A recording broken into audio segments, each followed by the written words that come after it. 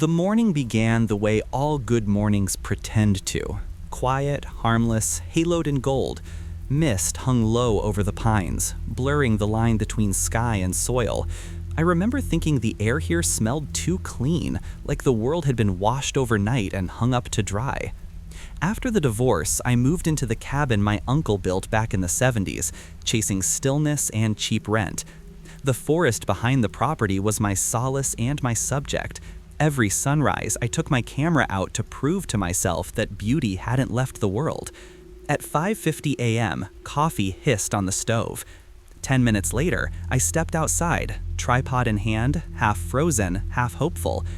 There should have been a splintered oak lying beside the porch, the one I'd sawed apart yesterday after a storm cracked it in two. Instead, a perfect tree stood there, unbroken, reaching for the sun as though it had never fallen. My breath hitched. I checked the chainsaw marks on the stump. Gone. My footprints from yesterday? Erased.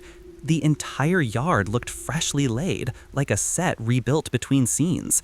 Somewhere deeper in the woods, a bird called, the same three-note phrase I'd heard the morning before, at the same pitch and distance. I lifted my camera, but the lens fogged as if refusing to record it. Then the forest exhaled, and for one long heartbeat, everything, wind, birds, breath, froze. My watch ticked once, twice. Then the second hand jumped to 6:01. The next morning, I woke before the alarm, eager to prove yesterday had been a trick of exhaustion. My rational self proclaimed victory even before the kettle started whistling. Outside, the forest waited, quiet as glass. The oak stood tall again, proud and unbroken, trunk gleaming with dew like a man showing off a scar he no longer had. I tried the scientist's approach: document, timestamp, compare. My photos folder told a different story. Yesterday's shots bore identical file sizes and digital fingerprints to the new ones. Every pattern of light, each swirl of mist, perfectly matched pixel for pixel. Impossible. Metadata doesn't lie, memories do. At 6:01 a.m., the familiar three-note bird call looped once, twice, then stopped mid-note as if someone cut the track short. The air shivered, an inaudible dial clicking from one frequency to another. Coffee halfway to my lips trembled, surface suddenly smooth, steam curling backward into the mug. My laptop restarted on its own. No update, no reason, just the blank glow of BIOS script flowing by. I stood still, counting seconds. After 3, sound returned. Wind through pine needles, frogs chattering near the creek, the groan of cooling wood beneath the porch. If not for the digital clock blinking 6:02 now, I could have sworn time had hiccuped. I tested the obvious, dropped a book, heard it thud, flicked the light switch, the bulb obeyed, opened the door, the hinges squealed their usual complaint. Yet a single wrongness lingered, thin as static behind a song. The forest smelled different. It smelled too new, like saplings freshly cut yet already sprouting again. I sat on the porch, scrawled everything into a notebook titled Control Observations, and laughed at myself. The laugh died the moment a bluebird darted past, same arc, same flutter, and landed on the same branch as yesterday's photo print lying on my lap. It tilted its head, blinked twice, and flew away at the identical instant my watch reached 6:16. I compared both images. Perfect overlay. Some deep clock behind the world had rewound an imperceptible frame, and somehow I'd felt the shutter snap. By 6:17, the coffee's gone cold. I rewound the watch once, just to see if time would listen back. I drove into town that afternoon to remind myself people still existed. The dusty road twisted through pine and birch, the same turns repeating like a lullaby I couldn't forget. By the time I reached the Mason place, 2 miles and 50 heartbeats away, my nerves had softened into uneasy relief. Harold and May Mason were the sort of couple that looked carved from the wood they sold. When May opened the door, cinnamon cookies already in hand, I almost forgot why I'd come. Harold lingered behind her, face hidden beneath the brim of an old feed store cap, silent but listening. I explained the fallen oak, how it stood again, how my photos matched frame for frame. May's smile faltered, warmth thinning like milk poured into water. She busied herself with the kettle, though it was already boiling. Harold set his thermos down with a dull metallic tap that made the hairs on my arms rise. "You best enjoy the peace," he said softly. "Some places don't know how to stay still." I laughed too loudly. Ever feel a pause around 6? The kettle shrieked right on cue. May yanked it off the burner before it whistled a full second. "No need to dwell on mornings," she said quickly. "Best hours are after breakfast, don't you think?" Harold stared out the window toward the tree line. "You'll get used to it," he murmured. His fingers tightened around the thermos until the metal creaked. "We all do." When I asked what he meant, he just shook his head. "Keep your clocks out of sight tomorrow, son. And if you hear the forest breathe, don't breathe back."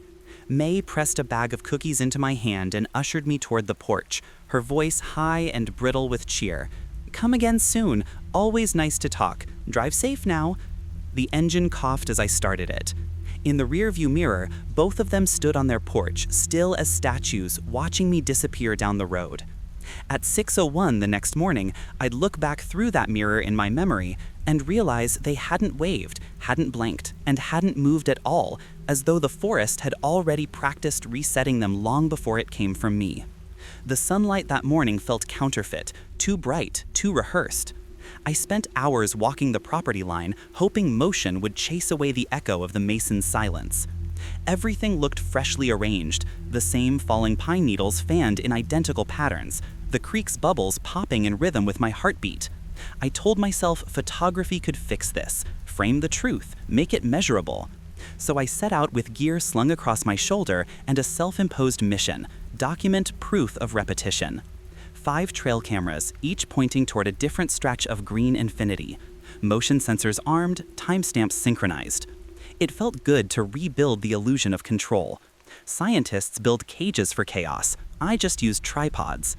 All day the forest mimicked normalcy, yet missed small beats. The same blue jay landed on the same branch at the same hour. A red squirrel performed its acorn burial exactly in reverse, unearthing what it had hidden yesterday. The uncanny glamour of symmetry turned nauseating. By 5:59 p.m., I didn't want to see symmetry. I wanted imperfection, a crooked twig, a single leaf out of sequence. Night crept in, violet and heavy. I returned to the cabin, shouldering off the weight of my camera bag. Inside, the air smelled faintly of ozone, the way rooms do after lightning. I made tea, kept the kettle off the stove an exact 2 minutes longer than usual, my petty rebellion against whatever schedule had leashed me. Before bed, I synced footage onto my laptop. The feed started innocent: trees breathing in low wind, a fox darting by. Then 6:01 a.m. approached on each timecode. Every video line shimmered, reality compressing into static. Trees froze, light fractured, and a burst of grayscale noise swept the screen like a curtain draw. Then, the next instant, everything resumed as if spliced back together. Between those 2 frames, 59 seconds vanished. I replayed it in slow motion. On the 4th loop, I saw myself in one clip, standing among the trees, head tilted back, eyes wide, mouth open, but I hadn't been outside then. The figure blurred into pixels and blinked out when the frame snapped back into color. I didn't sleep. Instead, I wrote, Test 2, confirm conscious awareness during 6:01 event. The words steadied me. Plans are armor, hypotheses are prayer. I set alarms, rewound every camera, and circled 6:01 on the wall calendar 3 times in red ink, feeling an almost sacred anticipation. Because tomorrow, when the forest's clock rewound again, I'd be awake to watch it happen. By midnight, the cabin had become a laboratory impersonating confidence. Every surface was scrawled with measurements: barometric pressure, coordinates, moon phase. I drew a small X on my left hand just to see if it survived through sunrise. My phone, my camera, and 3 digital clocks were synchronized down to the second, a trinity of certainty against a world that was cheating. At 5:45 a.m., I stepped outside into the gray hush before the birds begin their gossip. My breath made perfect clouds in the air, each hanging a little too long before fading. I painted a crimson stripe across the nearest birch, then buried my broken wristwatch precisely 1 foot beneath its roots. Around my neck hung a body cam. Its red record light pulsed like a heartbeat I was trying to borrow. I sat with my coffee cooling beside me and watched the seconds crawl toward inevitability. 5:59. The forest seemed to sense me watching. It inhaled, a collective tightening of leaves and soil. Somewhere behind the distant ridge, an unseen chorus shivered through every branch. Not music, not wind, a resonant tremor that felt alive. 6:04. The stripe on the birch glowed faintly under the dawn, paint drying too fast, as if time were rushing to meet itself. My pulse thundered. I counted aloud, voice unsteady, filming my own fear like evidence for a future jury. When the minute hand kissed 12, sound dropped dead. No wind, no pulse in my ears. The cameras clicked, though clocks refused to tick. For 3 impossible seconds, colors inverted. The air turned glassy blue. The birch's red mark bleaching white, then vanishing as though licked away. I couldn't tell if I stopped breathing or if breathing had stopped allowing me. A low vibration crawled through the ground, not through the soil exactly, but through the idea of soil. And then it ended. Birdsong crashed back into existence, wild and discordant. Clocks blinked 6:02. Steam rose again from my forgotten cup. I shoved my trembling fingers into the dirt, digging for the buried watch. Gone. A smooth, concave pocket lay where the soil had sealed itself perfectly flat. I laughed, a broken, rasping sound, half triumph, half surrender. The first test succeeded me. Not yet. Next time, I promised my shaking hands I'd stay awake inside the moment, no matter what it took. The plan for the next dawn was so meticulous, it felt like courting a god. I lined the cabin with mirrors, positioned cameras on tripods pointing at both windows and myself, even duct taped a microphone to my chest to measure heartbeat against silence. If time planned to erase me, I wanted fingerprints on the eraser. At 5:58, the sky bruised, pale blue dissolving into a color I'd never seen, something between mercury and bone. The forest pulsed once, leaves stiffening, shadows folding inward, as though exhaling memory. My hands trembled over the record buttons. 5:59. A low hum threaded through the wood grain of the porch, vibrating the nails until they whined. 6. My breath hung motionless in the chill. 6:01. Everything folded. It wasn't like light flicking off, it was like meaning switching polarity. Sound became visible, color tasted metallic. The hum deepened into a slow reverse heartbeat. Birds froze midair, but their silhouettes trembled like old film frames burning. Through the window, I watched the mirrors liquefy, showing hundreds of versions of me stacked like cards being shuffled. Some screamed. Others stared serenely, mouths forming words I couldn't hear. I stood, tried to step forward, but gravity had forgotten its job. Each motion left a faint echo of myself, transparent layers peeling away. I reached toward the birch outside, the one I'd painted before, and saw the paint reappear, melting back onto the bark, each droplet climbing instead of falling. My pulse stuttered. Clocks everywhere blinked 00, 00, 00. Power flickered, returned, then vanished completely. Inside the camera feed, I saw my own face lean toward the lens, eyes glassy, whispering something. The words stretched backward, but I recognized the rhythm. Let it finish. Then darkness rolled outward from the tree line like ink spilled beneath glass. The hum crescendoed until it imitated the roar of the ocean trapped inside a seashell. Limbs heavy, chest burning, I grasped the doorframe and felt the wood aging under my hands, rings forming, bark thickening. The forest wasn't reversing, it was shedding time, expelling each second like a snakeskin. When I could no longer stand, the world snapped. Colors exploded back into place, and the silence crashed apart into birdsong and wind. My ears bled from the sudden volume. 6:02. The smell of rain hovered, though the soil was dry. I stumbled to the table where the clocks blinked in unison, then all chimed once, as if saluting something unseen. The cameras had survived.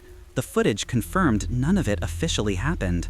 Just one continuous frame of me standing perfectly still for 59 seconds. But there was one anomaly. In the reflection on the window, half a second before the film resumed, another me lingered, smiling faintly, eyes turned toward the forest, as everything behind him began to rewind again. I woke slumped against the cabin door, cold pins crawling down my legs. Outside smelled of lightning, even though the sky was clear. My throat rasped when I tried to speak, as if I'd swallowed ash. On the floor lay the handheld recorder blinking red, still on, but its timer had been looping the same single second for over an hour. I should have run. I should have called someone. Instead, I laughed until the sound dissolved into coughs. I'd caught the proof I wanted, even if a world refused to store it properly. The forest had hiccuped, and I'd slipped inside its breath. Whoever or whatever synchronized that moment had allowed me to peek through the gears. When I tried to stand, vertigo tilted the room sideways. I steadied myself against the desk and opened my field notebook. My handwriting from the night before was trembling but legible. Test 2, continuous awareness successful. I underlined it 3 times. Visual anomalies confirmed. Hours blurred. I replayed the camera files. On every feed, right before the cut, I saw myself looking straight at the lens. The timestamp, 6:01:59:999, and in the following frame, I was gone. 59 seconds burned out of existence. The next image showed me collapsed on the porch. No fear arrived, only exhilaration. It was contact. Not spiritual, not divine, mechanical. The universe had operating hours, and I'd found the maintenance window. I wrote for 4 straight pages, calculations sketched between coffee rings, magnetic declination, solar angle, pulse variance. I wasn't its victim, I was its witness. At the bottom of the last page, I scribbled the words that still sting now. I think it wants me to understand. When dusk settled, the forest shimmered silver in the fading light, the air already tasting of reset. I promised myself one more test, just one. Tomorrow, I'd go into town for answers, before 6:01 found me again. The next morning, the promise of daylight felt like forgiveness. I packed the notebook, my hard drives, the still red camera light, and drove toward Lanton, the nearest town stitched together from rust and routine. The radio hissed white static until 6:05, then resumed mid-song like it had never stopped. Lanton's public library crouched behind the courthouse, small enough to smell entirely of old newspaper ink and carpet glue. The air was too still, too filled with tiny whirs from machines that had long outlived their maintenance labels. I explained to the clerk, a thin woman named Tessa with hair the color of nicotine, that I was researching early morning environmental irregularities, a safe phrase, less alarming than time breaks in my backyard. She guided me toward the basement archives, a flickering fluorescent guiding our descent. Down there, history slept in file boxes and microfilm reels. I pulled the local weather logs first, flawless, hourly data for 50 years, except each page leapt from 5:59 a.m. to 6:02 a.m. every day, hundreds missing minutes everyone pretended weren't missing. When I pointed it out, Tessa's knuckles whitened around her clipboard. "Oh," she said softly, "the ghost hour." She didn't smile. "You'll find that gap in school attendance records too, and the power company's outputs.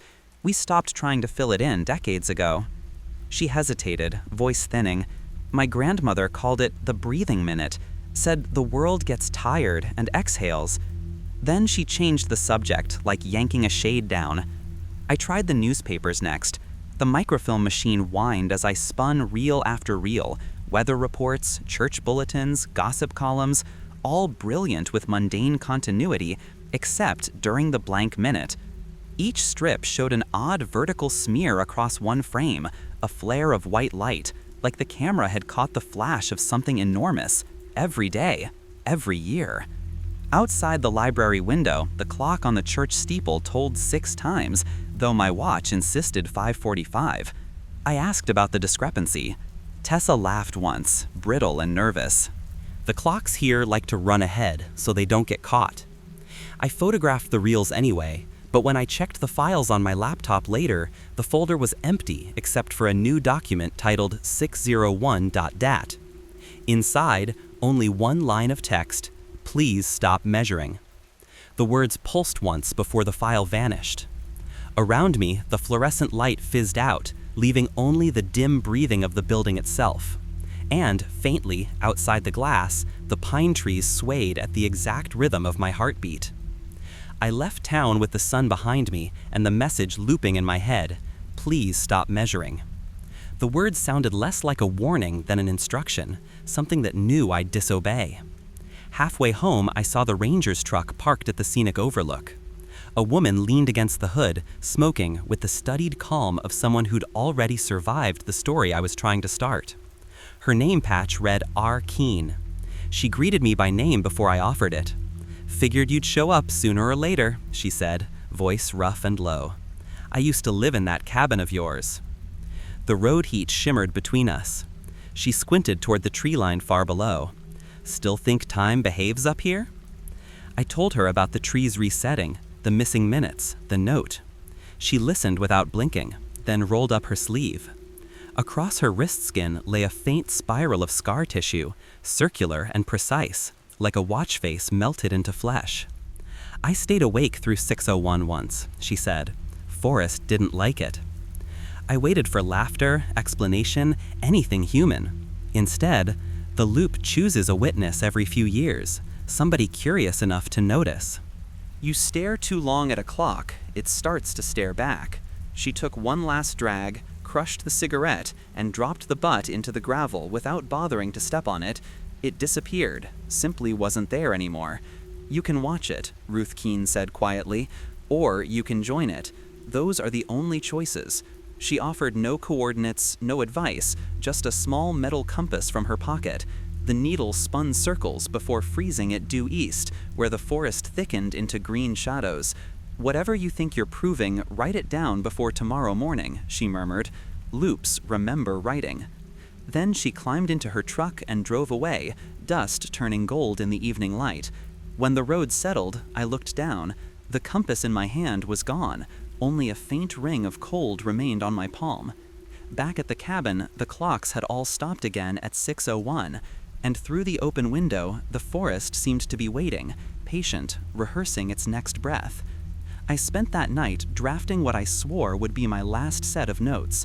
The words felt ceremonial, something between a will and a confession. Objective, maintain awareness inside transitional minute. I copied Ruth Keene's phrase underneath: "You can watch it, or you can join it." The decision had already been made in the ink. At 5:30 the following morning, I sealed the cabin doors and walked into the forest with the same reverence people reserve for cathedrals. Around my wrist, I tied a length of climbing rope, the other end fastened to the cabin post, a talisman against being lost somewhere clocks can't track. The air possessed an electric hush, even the insects seemed to hold their breath. I set 3 cameras in a triangle around a clearing, each pointed at me. On the ground, a circle of salt, because superstition sometimes steadies science. The walkie-talkie crackled to life, Ruth's voice barely audible through the static. "You sure you want to see it?" "Yes." "Then don't fight to move, let it pass through." 5:59. The clearing dimmed, though the sun hadn't risen yet. I described everything aloud for the camera. Frost forming on warm leaves, the sound of water reversing its course in the creek. My breath condensed into shards that didn't dissipate, they fell like snow at my feet. 6:04. The rope around my wrist vibrated, pulling toward the tree line as if someone on the other end were giving a gentle tug. 6:01. The shift tore the world inside out. Trees unbloomed, shadows ran backward, birds inverted into streaks of light.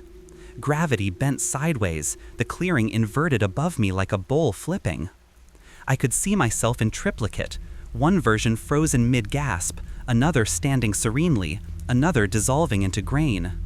Each reflected me with microscopic differences, like I was a word repeated until it lost meaning. Then a melody bled through the static, soft, slow, almost human. A tune hummed by countless versions of my own voice. The chorus whispered, "Stop counting seconds." The ground opened beneath each footstep, revealing ring upon ring of roots pulsing as if exchanging blood.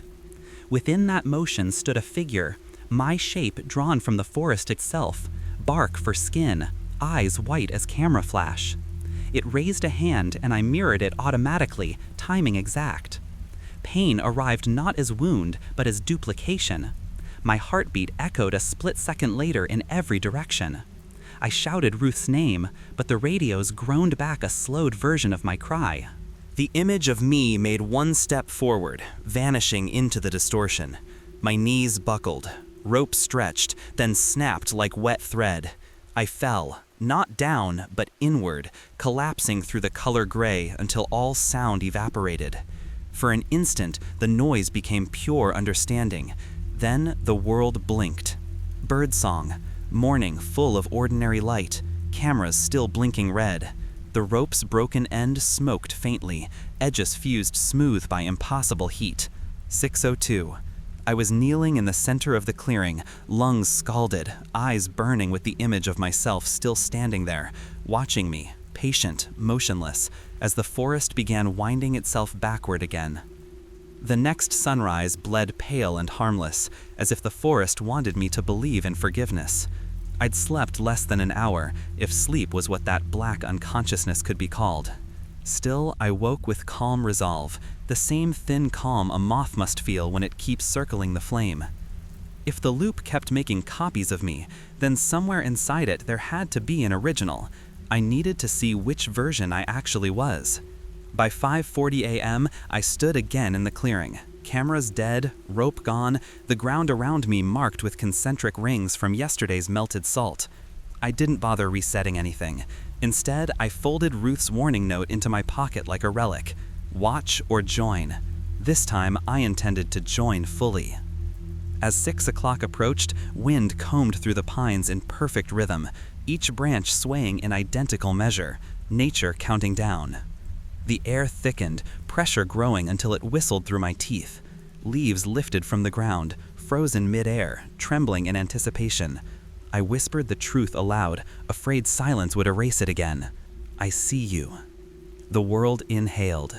Every color packed itself into a pin-thin line before exploding outward as pure white. At the heart of it hung my other selves, endless copies moving like dancers, repeating the same step an eternity late. Their mouths moved in unison, but a single out-of-sync figure, the one I'd glimpsed on the last recording, turned and looked directly at me. His eyes were wrong, mirror reversed, but alive with recognition. He mouthed the words I'd already heard from 1,000 echoes, "Stop counting seconds." I took a step toward him. The ground folded like pages, time's margin closed around my ankle. Temperature vanished. Sound divided into layered frequencies, every heartbeat I'd ever had playing back in harmony. When I reached him, the copies around us froze, and together we stood inside the luminous gap where 6:01 never finished happening. "There has to be a first," I said, or thought I said. He smiled, pitying, and reached up to touch my face. His fingers pressed through skin like ripples through reflection. For an instant, we shared one pulse. Then he fragmented, shards of light peeling away, each piece taking a sliver of warmth with it. The brightness imploded. I fell back into darkness thick with the smell of damp roots. My lungs drew air that wasn't air, and beneath me, the ground pulsed once, approvingly. When vision returned, I was alone in the clearing, daylight intact. My watch frozen at 6:01:00. The second hand refused to move. Somewhere behind me, something exhaled, slow, deliberate, the sound of an entire forest deciding what shape it should wear next. When I opened my eyes, dawn had already sifted through the branches. The morning looked correct in the banal way reality does when it's performing for you. Same colors, same calm, the illusion of safety. I climbed to my feet, half expecting vertigo or that backward pull again. Instead, there was only the kind of silence that hides something breathing underneath. At first glance, everything was normal. Then small deviations slipped in like coughs in a sermon. The creek ran uphill. Dew gathered on undersides of leaves. My boots made no sound, even though mud clung to them. Turning toward the cabin, I felt the math of the world misfire. Perspective bent slightly mid-stride, so the porch seemed both close and far at once, tricking my depth like the cabin was painted onto glass. Inside, even the air was flipped. The coffee pot sat on the wrong counter, the stove's knobs reversed direction from memory. My handwriting on the wall calendar, still the red circle around 6:01, was mirrored, left-handed when I'm unmistakably right-handed. Yet the pages still smelled of my pen. I tested everything as if proving its betrayal, opened drawers, switched on lights, touched every surface. Each obeyed but hesitated, a half-second lag between intent and result. When I leaned into the bathroom mirror and raised my palm, my reflection followed a beat too late.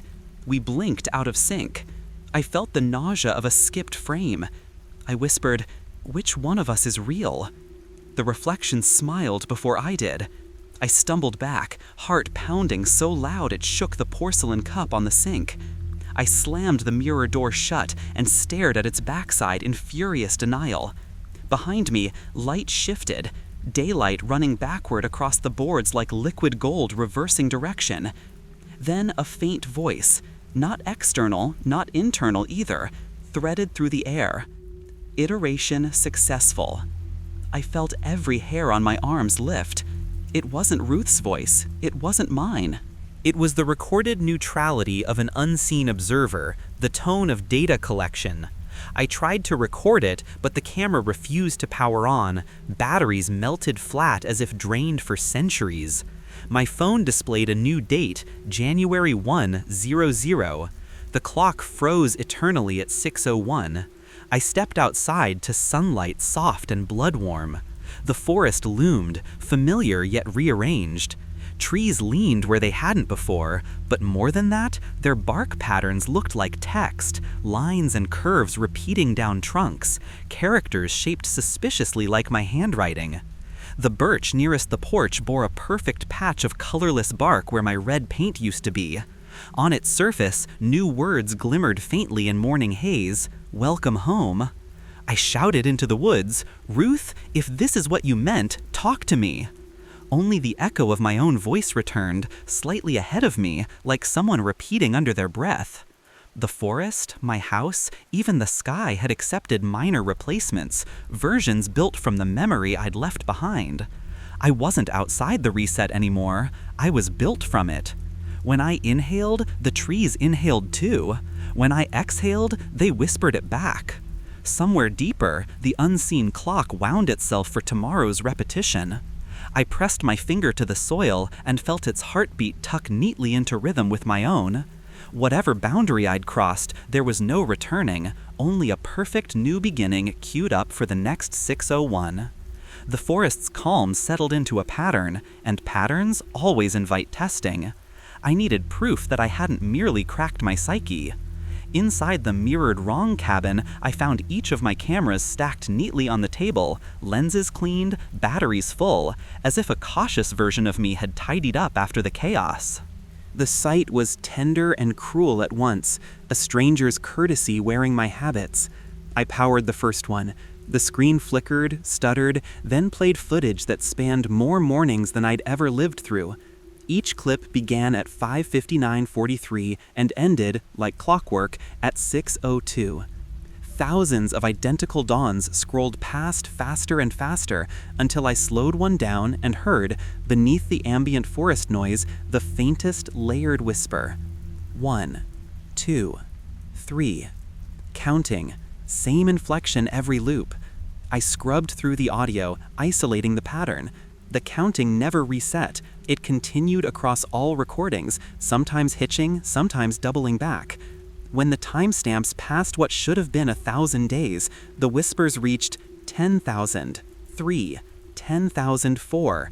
I dropped the camera. It didn't fall. It hung midair for half a heartbeat before gravity remembered how to function. On my notebook pages, the mirrored ones, the ink began to crawl, letters rearranging themselves into lines of code-like symbols, then reforming into my handwriting again, this time smaller, older. The forest doesn't resurrect itself. It archives failures.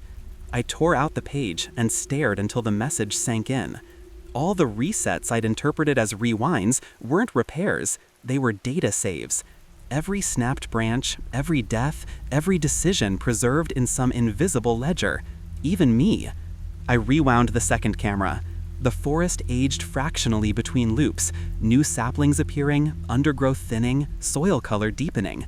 Time wasn't circling, it was layering, like film stock pressed together until the original frame vanished underneath. Then the whispering returned, clearer this time, multiple voices overlapping, my voice among them. Archive complete. Begin next construct. The cabin shook, books fell open, pages fluttering without wind. Light poured through the window, not in a single beam, but in stacked layers, each one revealing a different version of my home. In one, a younger me packing for divorce. In another, an older me carving symbols into trees. The lives of Eli Greene playing simultaneously, none concluding, all saved. Panic arrived too late. The comprehension had already rooted itself. The forest hadn't chosen to reset around me. It had incorporated me. I was both experimenter and experiment, scientist and sample. Each morning, a new Eli booted up, studied the same glitch, wrote the same notes, reached the same 601. I ransacked drawers for matches, lighter fluid, anything that could burn the record. But the wood of the inverted cabin resisted, the boards damp yet warm, pulsing faintly as if alive. When I splashed kerosene on the floor, it sank into the grain and disappeared with a soft sigh, leaving only the faint scent of petrichor. The clock on the wall ticked once, then again, backwards, before freezing. Through the window, the trees trembled in synchronized rhythm, bark text brightening like thousands of tiny screens. My own handwriting lined every trunk. Iteration, Eli 601A.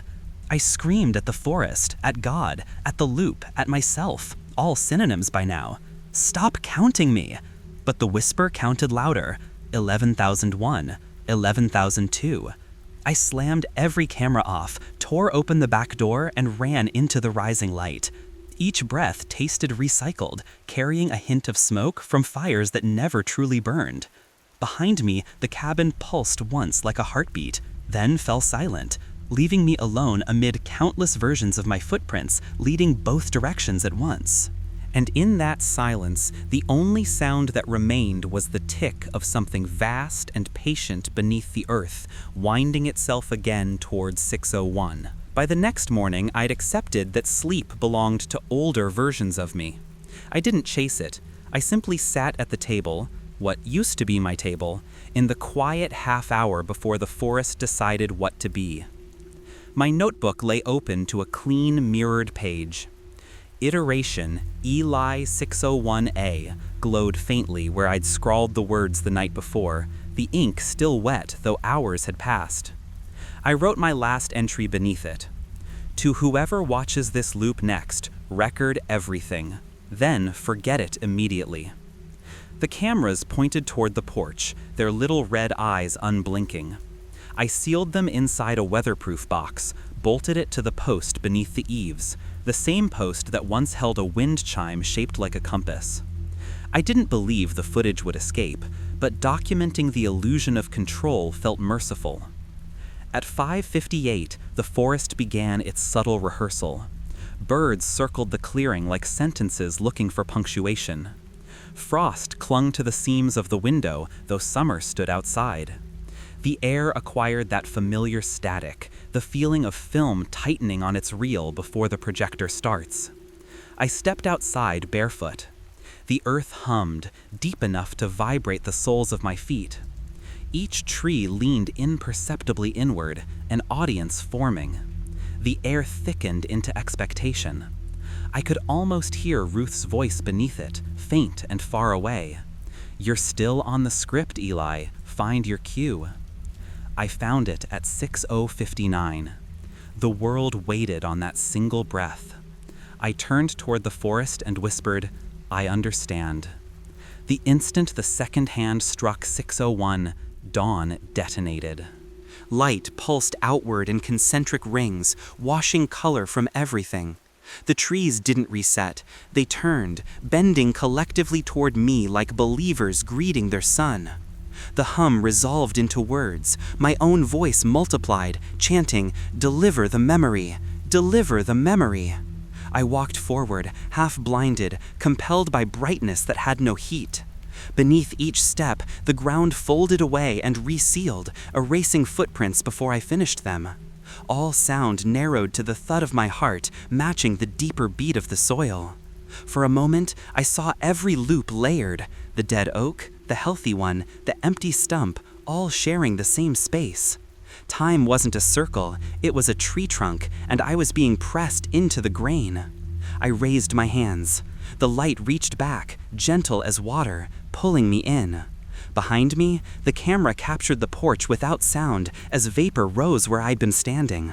A shadow lingered, a man made of luminous dust, then folded into the forest until nothing remained but trembling leaves. At 6:02, the world exhaled. Wind returned. Birds began again where they had left off. Inside the cabin, the clocks resumed their polite ticking, as if nothing had gasped between them. On the porch, the camera light blinked green. Its feed showed an empty clearing. Then, just before the file ended, a figure stepped into frame. He looked like me, younger maybe, eyes still bewildered by fresh solitude. He rubbed sleep from his face, lifted a camera bag, and muttered something about catching the sunrise. The fallen oak appeared behind him, newly split by a storm. The loop had a new witness. The feed cut out. A week later, or a heartbeat later, depending on which clock you trust, someone will find the box beneath the porch. They'll watch fragments of this confession, shake their head at the coincidence, and stay up one morning to see the truth for themselves. The forest loves volunteers. If you are that future listener, if the hour ever stutters between heartbeats, take this warning. When the first light freezes and the air turns metallic, do not watch the trees. Look away, burn the minute, break your clocks. If your watch hesitates at 6:01 even once, run. Because the forest only wants new memories, and today, you are exactly its type.